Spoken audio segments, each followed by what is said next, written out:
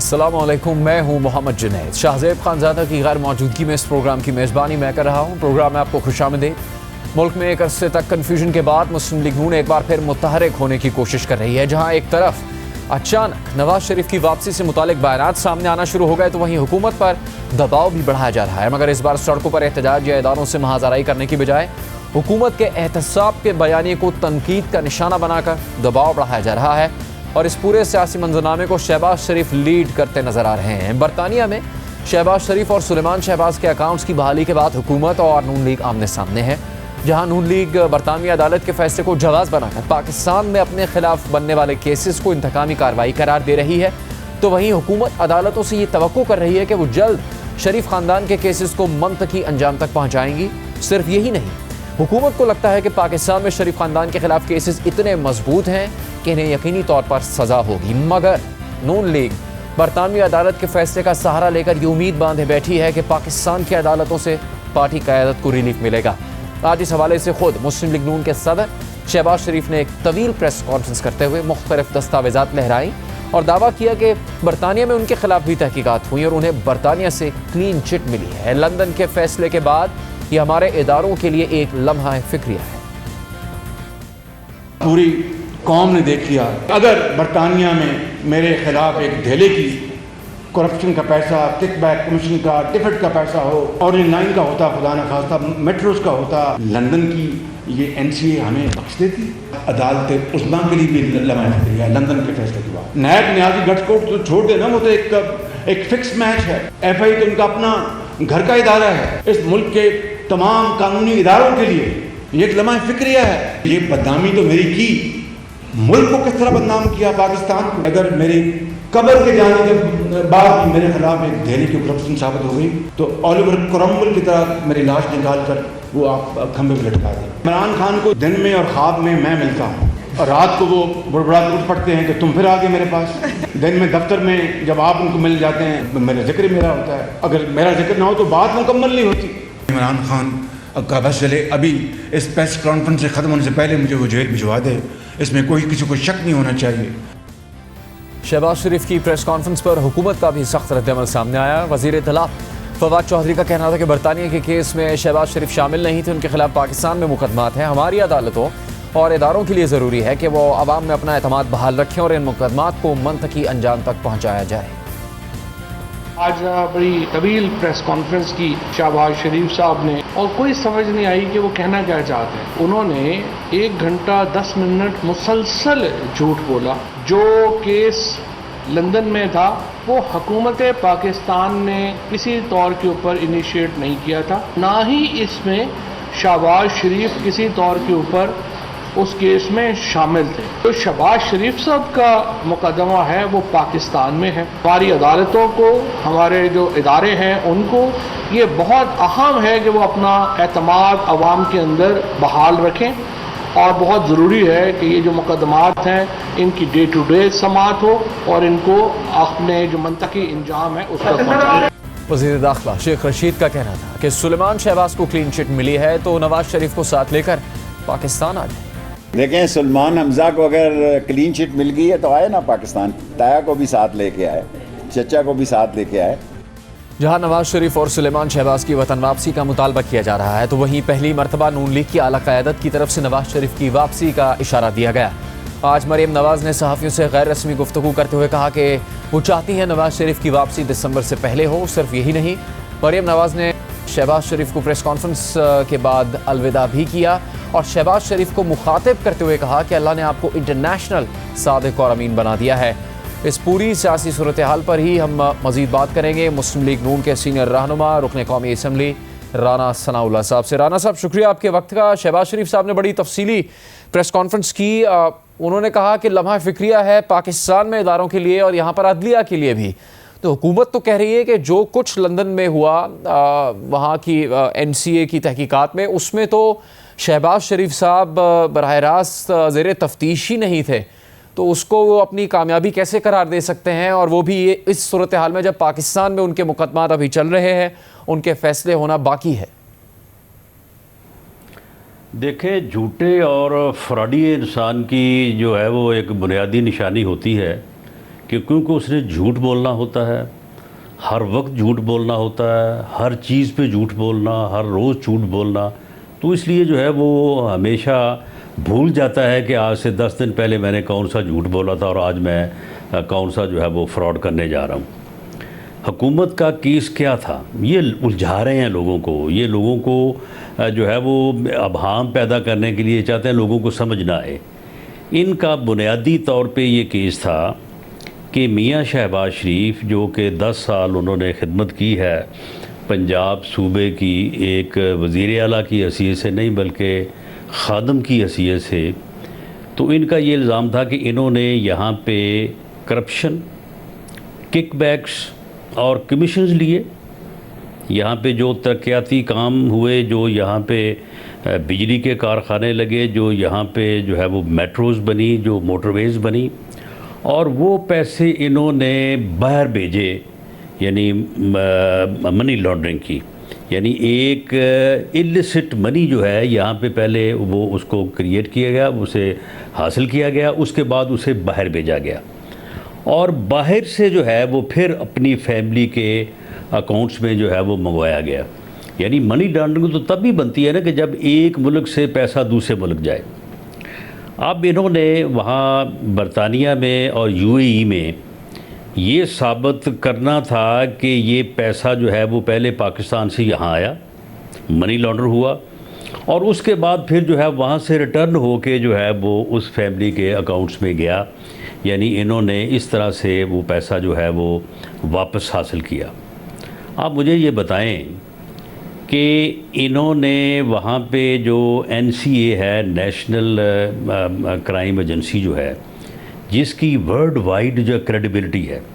اور ان کے پاس world wide sources ہیں کہ وہ پوری دنیا کے ملک، ایجنسیز، بینکس ان کے ساتھ تعاون کرتے ہیں، اور وہ ایک دھیلا بھی جو ہے وہ کسی جگہ پہ جو ہے وہ منی لانڈر ہوا ہو یا پروسیڈ آف کرائم ہو یا پروسیڈ آف کرپشن ہو تو اس کو وہ ڈھونڈ نکالتے ہیں۔ یہ انہوں نے وہاں پہ جا کے یہ اپنا کیس پیش کیا کہ جی یہ وہاں پہ حکمران تھے، انہوں نے اس طرح سے وہاں پہ السٹ منی انہوں نے جو ہے وہ پروسیڈ آف کرپشن باہر بھجوائی ہے آپ کے ملک میں، وہاں سے پھر جو ہے وہ اس طرح سے جو ہے وہ واپس لے کے گئے ہیں۔ اس کے اوپر انہوں نے کوئی جو ہے وہ 20-21 ماہ تحقیق کی ہے اور 20 سال وہ بیک گئے ہیں، حالانکہ وہ قانون کے مطابق 6 سال جو ہے وہ جا سکتے ہیں۔ پہلے انہوں نے باقاعدہ ان کی طرف سے جو ثبوت پیش کیے گئے، جو انہوں نے ان کو خط لکھے، جو انہوں نے ان کو کہا کہ جناب یہ ہمارے ملک میں یہ کرائم ہوا ہے اور فلاں صاحب نے کیا ہے کیونکہ یہ برسے اقدار تھے اور ان کی جو فیملی کے لوگ ہیں وہ ہیں، انہوں نے بھیجا، انہوں نے تحقیق کی، 20 سال پیچھے تک گئے اور اس کے بعد انہوں نے کہا کہ کوئی منی لانڈرنگ نہیں ہوئی، کوئی کرپشن ثابت نہیں ہوئی۔ تو آپ مجھے یہ بتائیں کہ یہ کیسے کہہ رہے ہیں کہ جی یہ تو ہمارا کیس نہیں تھا، آپ بہت پر اعتماد ہے کہ آپ کی جماعت بہت پر اعتماد ہے کہ بڑی کامیابی ہے شہباز شریف اور سلیمان شہباز کی۔ رانا صاحب، اب سیاسی محاذ پر آتے پاکستان کے، ایک تو آپ کی جماعت دعویٰ کرتی ہے کہ اس کی جنگ ہے سیاسی تحریک انصاف کے ساتھ، جس پر تحریک انصاف کہتی ہے کہ اس کو اس سے فرق ہی نہیں کو پڑتا، چونکہ پاکستان میں جو اپوزیشن جماعتیں ہیں ان میں تو دم خم موجود نہیں ہیں۔ لیکن ایک جو سیاسی جنگ ہے وہ مسلم لیگ نون کے اندر چل رہی ہے پچھلے کئی برس سے، جس کی تصدیق آپ کے جماعت کے کئی رہنما کر چکے ہیں۔ تو جو مسلم لیگ نون یہاں سے شروع ہوئی 2018 میں کہ وہ انتخابات کے نتائج کو بھی تسلیم نہیں کرتی، اس نئی حکومت کو ایک دن بھی ٹھہرنے نہیں دے گی، جلد سے جلوسوں میں انتہائی جارحانہ رویہ اپنایا جاتا ہے ایک بیانیے کے تحت، جبکہ دوسرے بیانیے کے تحت وہ ماحول بنتا ہے کہ شہباز شریف صاحب اس سے پہلے ٹریفک میں رہ جاتے ہیں، اپنے پارٹی کے لیڈر کو ایئرپورٹ لینے تک بھی نہیں پہنچ پاتے۔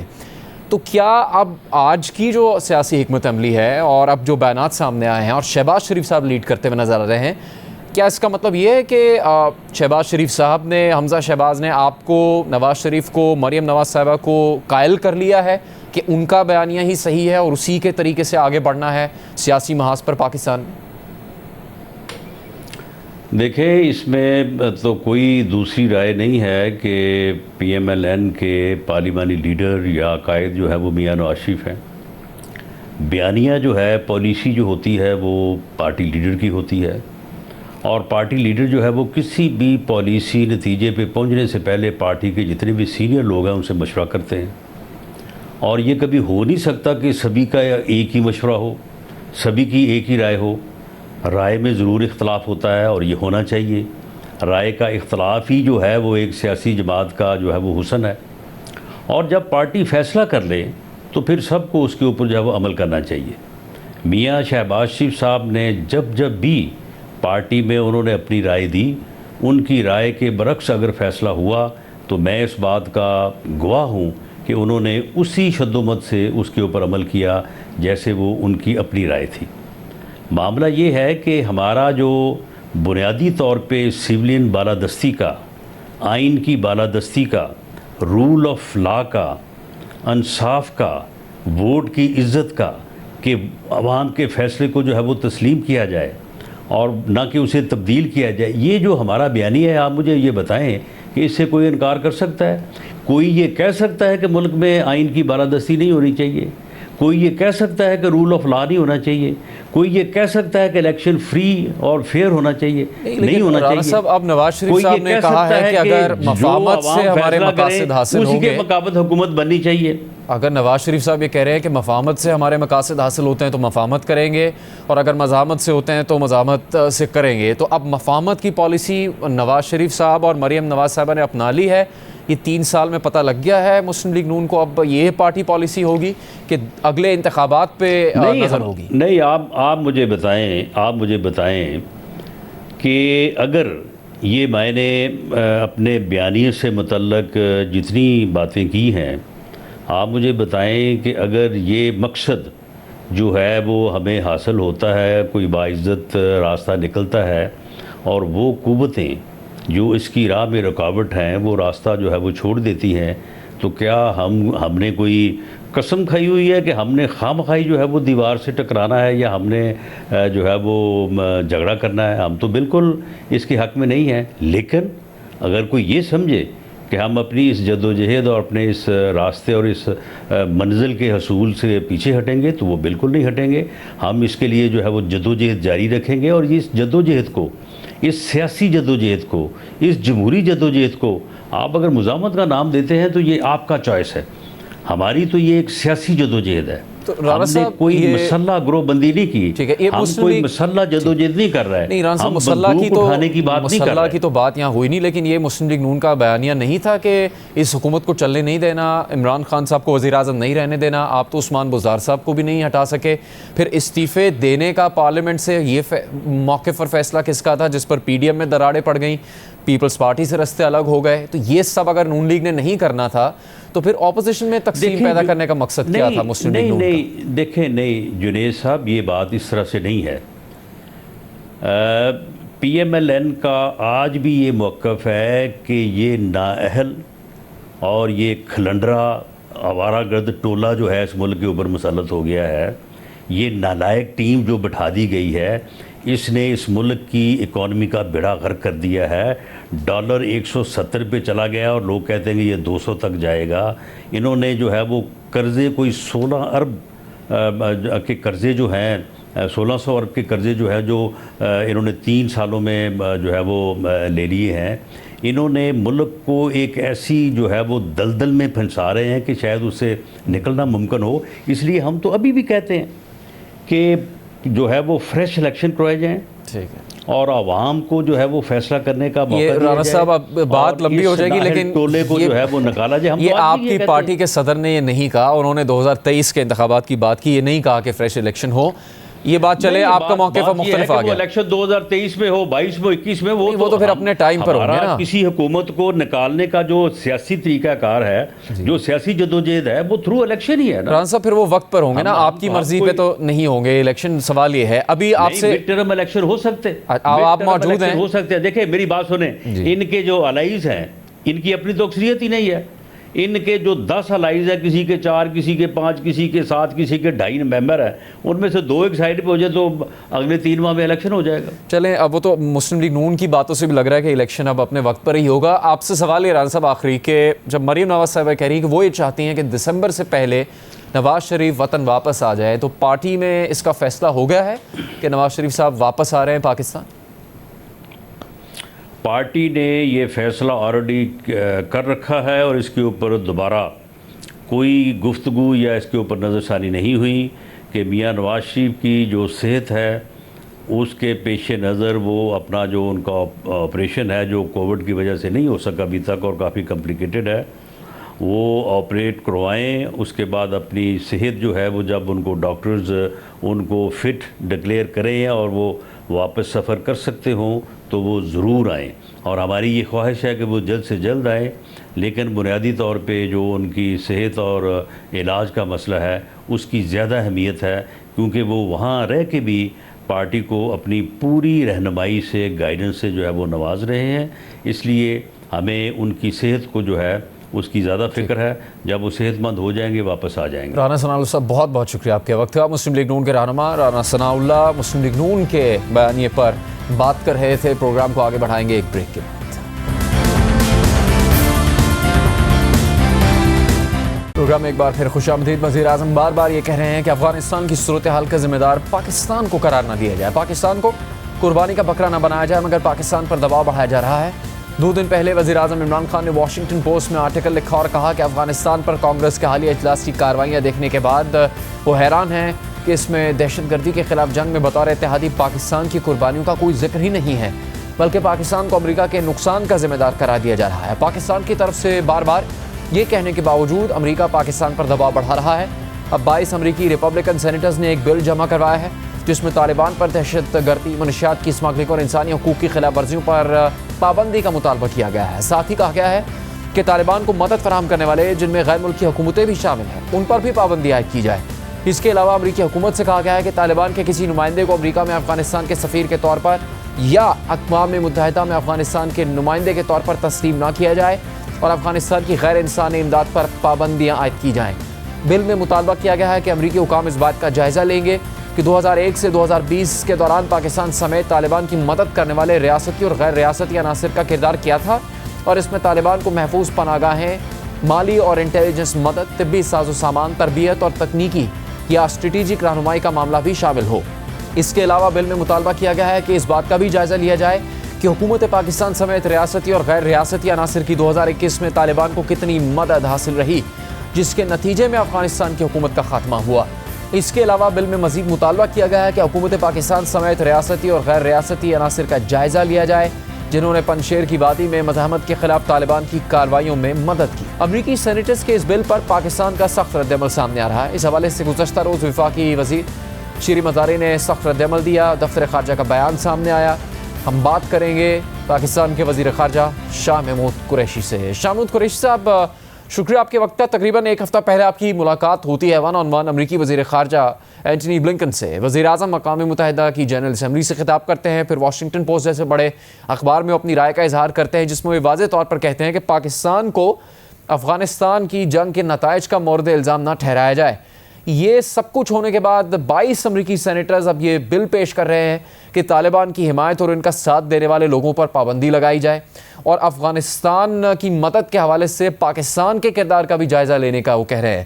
تو کیا یہ چیز واضح نہیں ہو رہی کہ اس طرح کا ایک بیانیہ بن رہا ہے امریکہ مخالف اور اس کے بعد امریکہ کی طرف سے پاکستان پر دباؤ بڑھتا ہوا نظر آ رہا ہے بہت زیادہ، اور یہ کافی سنگین صورتحال لگ رہی ہے پاکستان کے لیے؟ دیکھیے، پہلی بات تو یہ ہے کہ وزیر اعظم نے پاکستان کا نقطہ نظر پیش کیا ہے. انہوں نے جو آج افغانستان کی صورتحال ہے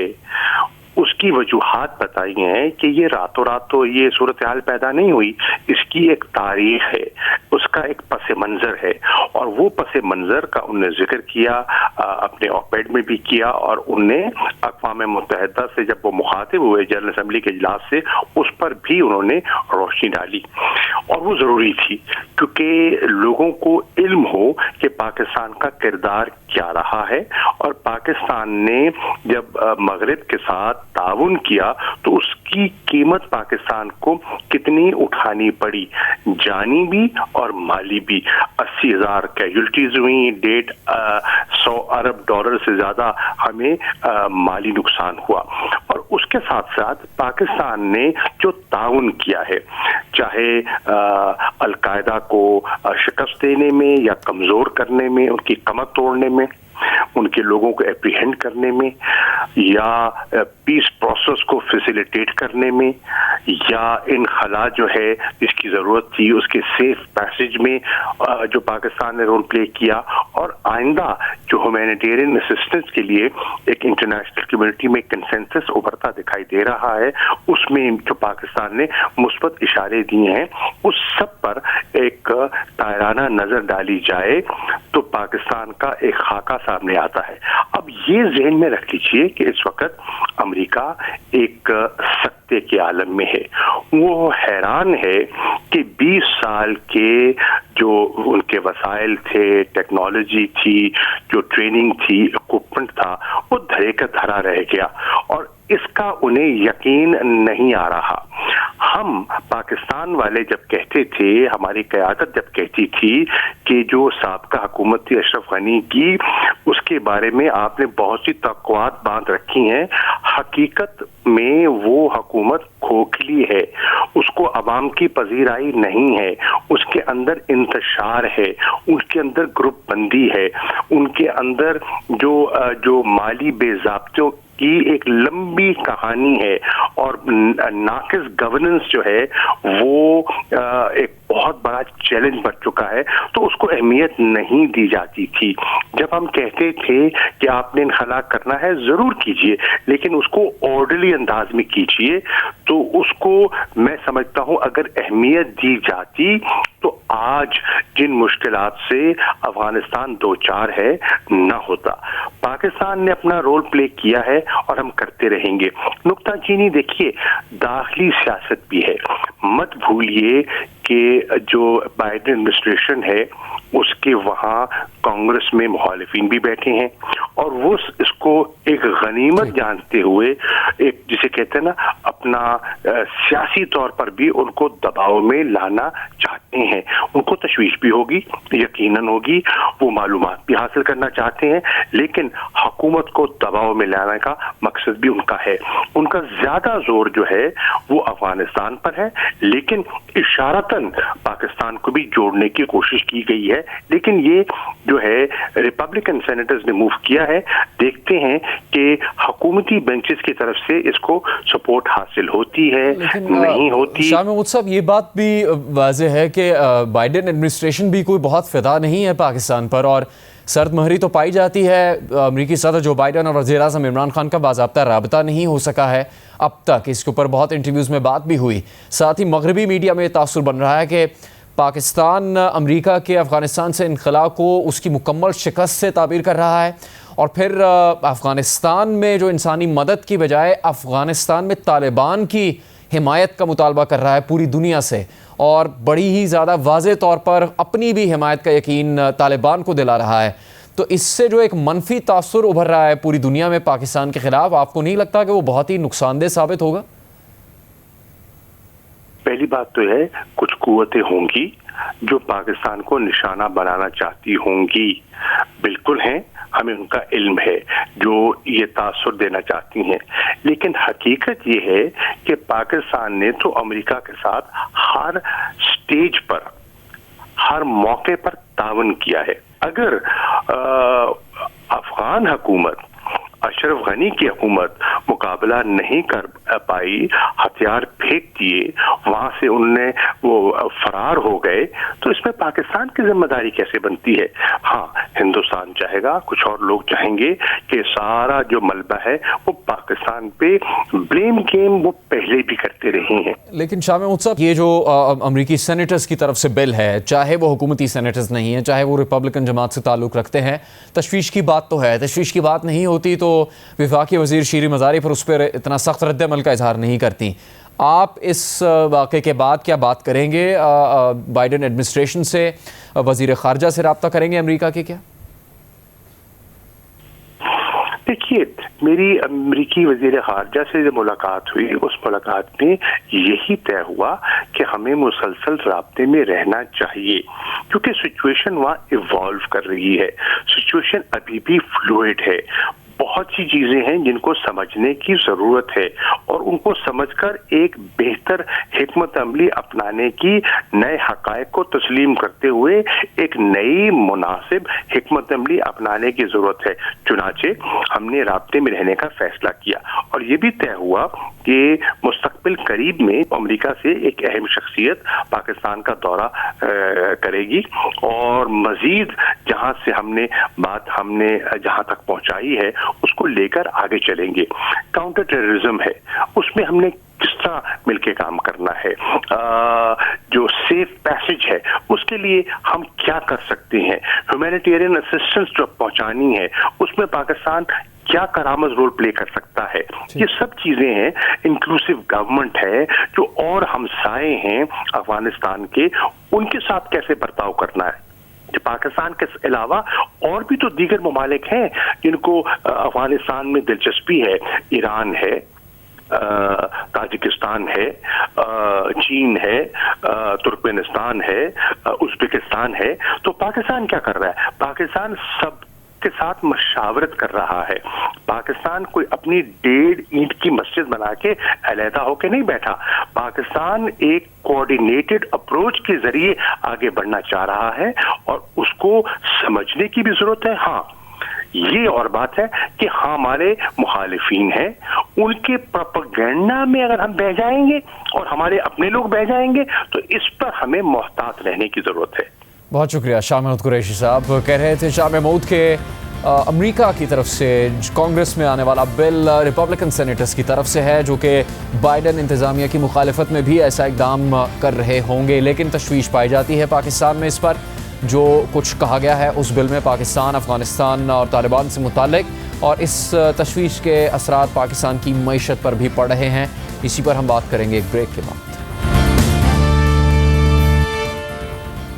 22 امریکی سینیٹرز کے کانگریس میں بل کے اثرات آج پاکستان اسٹاک ایکسچینج میں بھی دکھائی دیے۔ غیر یقینی کی صورتحال رہی۔ امریکی سینیٹرز کی پرانے بیانات کی خبریں بھی پھیل گئیں، جس کی وجہ سے مارکیٹ میں افراتفری آ گئی۔ کاروباری دن میں 100 انڈیکس 1368 پوائنٹس کے بینڈ میں رہا۔ انڈیکس کی کم ترین سطح 43,973 رہی، مگر 100 انڈیکس 908 پوائنٹس کم ہو کر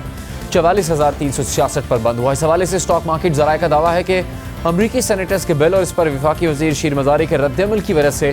مارکیٹ میں غیر یقینی صورتحال تھی، مگر اس دوران مختلف واٹس ایپ گروپس میں امریکی سینیٹرز کے پرانے بیانات کی خبریں بھی شیئر کی گئیں، جس میں امریکی سینیٹرز نے پاکستان پر پابندیوں کی بات کی تھی۔ اس معاملے کی تحقیقات سیکیورٹیز اینڈ ایکسچینج کمیشن بھی اب کر رہا ہے۔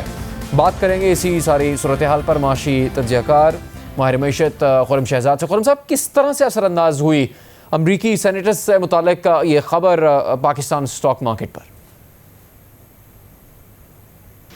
I think Junaid early in the morning اگر آپ دیکھیں تو بہت اچھا سینٹیمنٹ آف کورس نہیں تھا، اور ایک دن پہلے یہ خبریں پھیلنا شروع ہو گئی تھیں۔ اور جو ہے ایک تو خبر آپ نے خود بالکل صحیح کہا کہ پرانی ہے، اور ایک جو ہے وہ بل موو کرنے کی اب وہ پریزنٹ کر دیا گیا ہے، تو آف کورس اس کا ایک امپیکٹ ہوتا ہے۔ اور ریپبلکنز جو ہیں کیونکہ اپوزیشن میں ہیں تو نیچرلی وہ اس چیز کو جو ہے اب آڑے ہاتھوں لے رہے ہیں، اور اس میں پاکستان کا ذکر بھی ہے۔ ایک تو یہ امپیکٹ آف کورس ہے، اور اب بہت زیادہ ایک اس کو جو پروناؤنسڈ وہ ہوئی ہے خبر، تو ایک تو یہ بڑا امپیکٹ رہا ہے۔ 1300 پوائنٹ جو مارکیٹ گئی، پھر تھوڑی سی اسٹیبلٹی بھی آئی، آپ نے دیکھا تھوڑا سا ریکوری آئی، اور تقریباً 700-800 پوائنٹ پہ مارکیٹ جو ہے وہ نیگیٹو آ گئی تھی۔ تو ایک تو سینٹیمنٹ آلریڈی جنید نیگیٹو چل رہا ہے، آلریڈی پریشر میں ہے مارکیٹ، کیونکہ اس میں جیو پولیٹیکل جو اسپیکٹ ہے وہ نیچرلی پلے کر رہا ہے، اور انویسٹرس کو نروس کر رہا ہے کہ جو افغانستان کی سچویشن ہے اس کا امپیکٹ جو ہے وہ پاکستان پہ جو لا اینڈ آرڈر سچویشن ہے وہ خراب ہونے کی صورت میں نہ آئے، نمبر 1۔ دوسرا یہ ہے کہ جو کرنسی مارکیٹ ہے اس کا بھی ایک امپیکٹ جو ہے اب فیل ہو رہا ہے، کیونکہ 170 روپے کا ڈالر جو ہے اس سے بھی کراس کر گیا ہے، تو وہ ایک امپیکٹ بھی ہے کہ وہ کرنٹ اکاؤنٹ ڈیفیسٹ جو ہے ہمارا بڑھ رہا ہے اور ڈالر کی ریکوائرمنٹ بڑھ رہی ہے، تو ایک کرنسی کا امپیکٹ، پھر جیو پولیٹیکل جو ہے وہ ایشو نیچرلی یہ والا، اور پھر اس کے ساتھ ساتھ میکرو سٹوری آپ کی جو ہے وہ امپیکٹ ہوتی ہوئی نظر آنا کہ آگے IMF کا ریویو ہے۔ تو خرم صاحب، روپے کی قدر میں بھی استحکام نہیں آ سکا تمام تر کوششوں کے باوجود، اور اب اسٹاک مارکیٹ کا نیچے جانا، تو یہ مزید تشویش کی بات ہو سکتی ہے آگے؟ بالکل دیکھیں جو ہے یہ پچھلے کوئی ایک تو اسٹاک مارکیٹ کی ہم نے بات کی 3 مہینے سے جو ہے اس کا سینٹیمنٹ بہت بہتر نہیں ڈسپائٹ دا فیکٹ کہ پروفیٹیبلٹی بہت بہتر آئی ہے کارپوریٹ سیکٹر کی, لیکن یہ جو ایشوز ہیں جیو پولیٹیکل اور میکرو لیول کے, ان کا ایشو ایک تو بنتا نظر آیا ہے, اور دوسرا IMF ریویو کی طرف جو ہے وہ بہت زیادہ نظریں ہیں اس وقت, کیونکہ ایک طرف ہمارا پولیٹیکل نیریٹو جو ہے وہ تھوڑا سا اسمارٹ کرنے کی ضرورت ہے, تھوڑا ڈپلومیسی جو ہے ہمیں فائنینشیل اکنامک ڈپلومیسی جو ہے ہمیں اس کو انکلکیٹ کرنے کی ضرورت ہے اپنی جو ہے اسٹریٹجی کے اندر, کیونکہ ہماری الائنمنٹ اس وقت نظر نہیں آ رہی کہ ایک طرف ہم US کو جو ہے سارٹ آف ہیڈ آن لے رہے ہیں افغانستان والی سچویشن پہ, آن دی ادر ہینڈ ہم IMF کا بھی ویٹ کر رہے ہیں کہ جی IMF ہمیں آن بورڈ دوبارہ لے اور تاکہ ہماری جو فائنینسنگ کی ریکوائرمنٹس ہیں وہ کھلنا شروع ہوں. تو یہ ایک بڑا پرابلم ہے, اسی وجہ سے کرنسی پہ بھی امپیکٹ ساتھ ساتھ آ رہا ہے, کیونکہ امپورٹس آپ کی اپنی جگہ ہیں, انٹرنیشنل مارکیٹ میں توانائی سے لے کر یعنی کہ انرجی کاسٹ پرائسز سے لے کر یعنی کہ جو آئل ہے وہ تقریباً $80 پہ پہنچ گیا ہے, اس کے ساتھ ساتھ آپ کے LNG کی پرائسز بہت زیادہ ہو گئی ہیں اور فوڈ کی بھی. تو یہ سارا امپیکٹ مل کے جو ہے آپ کو کرنسی پہ بھی امپیکٹ کر رہا ہے, اور افغانستان کا آف کورس جو یہاں سے آؤٹ فلو ہونا ایڈیشنل پریشر جو ہے وہ بھی کرنسی کو امپیکٹ کر رہا ہے. تو یہ سارے ریزنس ملا کے آپ کی میکرو اور انویسٹر کی جو سینٹیمنٹ ہے اس کو جو ہے وہ ہرٹ کر رہے ہیں. بٹ ہوپ فلی IMF کے ریویو کے لیے کچھ تیاری گورنمنٹ نے کی ہے, جس میں کچھ جو ہے ٹیکسز کا جو ہے لگانا ہے, جو نان فائلر کو جو ہے وہ آڑے ہاتھوں لینا ہے, پلس جو ہے ساتھ ساتھ الیکٹریسٹی کی پرائسز شاید تھوڑی سی بڑھا دی جائیں, اور آپ کا انرجی کے ایشوز ابھی بہت زیادہ بڑھ گئے ہیں, لیکن ٹیکسز کا بڑھانا اور انٹرسٹ ریٹس کا بڑھانا اور ساتھ ساتھ کرنسی کو مارکیٹ پہ چھوڑنا تاکہ جو ہے نیچرلی امپورٹ نیوٹرلائز ہوں, تو یہ شاید IMF ریویو میں ہمیں مدد دے گا اور تھوڑی سچویشن پھر ہوتی ہوئی بہتر نظر آئے گی. بہت شکریہ آپ کا خرم شہزاد, اجازت دیجیے آپ سے ملاقات ہوگی آپ کے پروگرام میں.